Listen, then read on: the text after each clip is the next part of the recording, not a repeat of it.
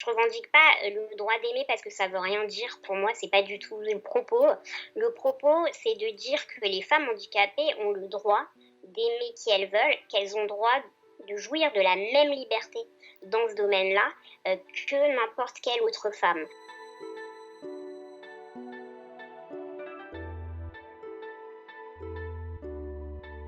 Je dirais que c'est une romance politisée. Je sais pas si ça existe en termes de catégorie, mais justement, si ça n'existe pas, autant la créer. C'est l'histoire, d'un amour, qui n'est pas réciproque, en fait. C'est l'histoire de mon amour pour, un camarade d'université, un ami, mais voilà, qui lui, n'est pas amoureux de moi et me voit comme une amie. L'intérêt, c'est qu'au-delà de l'histoire d'amour elle-même, ce que je voulais comprendre, c'était pourquoi j'avais une image si détériorée de moi-même. J'ai commencé par essayer de me demander si elle avait toujours été de cette nature, si elle était comme ça depuis le départ. Et là, je me suis refait le film de ma vie, en fait, à ce moment-là, pour trouver des réponses. Et là, je me suis souvenu que quand j'étais petite, j'étais pas comme ça, que j'avais confiance en moi, que je pensais pas avoir un physique spécialement repoussant. En plus de ça, il se trouvait que mon père est photographe de profession, que donc j'étais régulièrement son modèle, comme ma mère, comme ça arrive souvent dans les familles de photographes, et que donc il y avait tout un tas de choses autour de moi qui me donnaient confiance, et que du coup, ça venait pas de là forcément.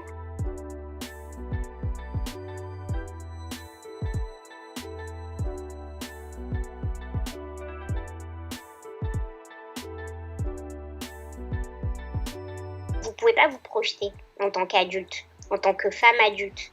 Vous pouvez pas vous-même vous imaginer comme une partenaire valable. Et puis vous en déduisez forcément que si vous n'êtes pas présente, c'est que vous n'êtes pas digne d'intérêt.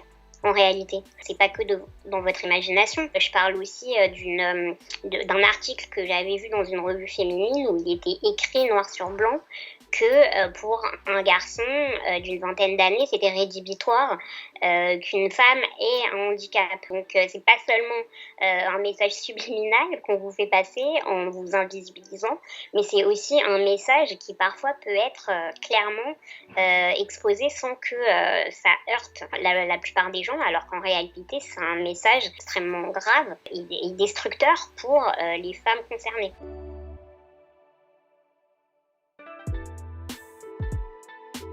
Les femmes handicapées, elles sont en fait représentées quand elles le sont comme asexuelles ou alors infantilisées, représentées comme des petites filles, et par définition une petite fille n'est pas supposée avoir une sexualité.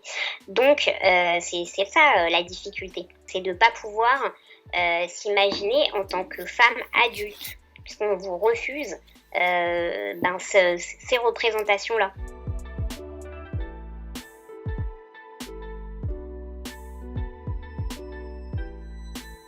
J'étais la seule fille handicapée à chaque fois dans la classe, et à ce moment-là, j'ai compris que j'avais pas le même statut qu'en milieu spécialisé, puisque en tant que fille handicapée, j'avais moins de valeur que les autres filles au niveau de l'intérêt sentimental ou affectif qu'on pouvait me porter.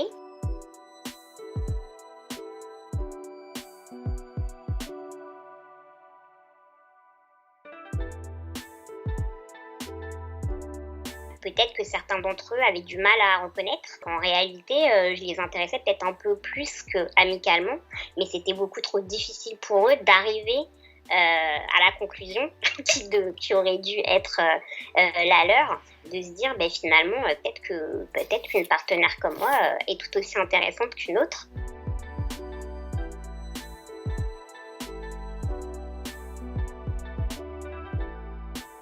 Je distinguerais les lecteurs qui sont concernés par un handicap, qui j'espère se verront dans une représentation qui est plus juste, qui correspond davantage à leur réalité. Pour ce qui concerne les lecteurs qui ne sont pas directement concernés, ce que j'espère, c'est que ça les fera réfléchir, tout simplement, et que ça permettra pour certains de se remettre en question et de se demander pourquoi on est exclu de leur imaginaire amoureux, affectif et sexuel.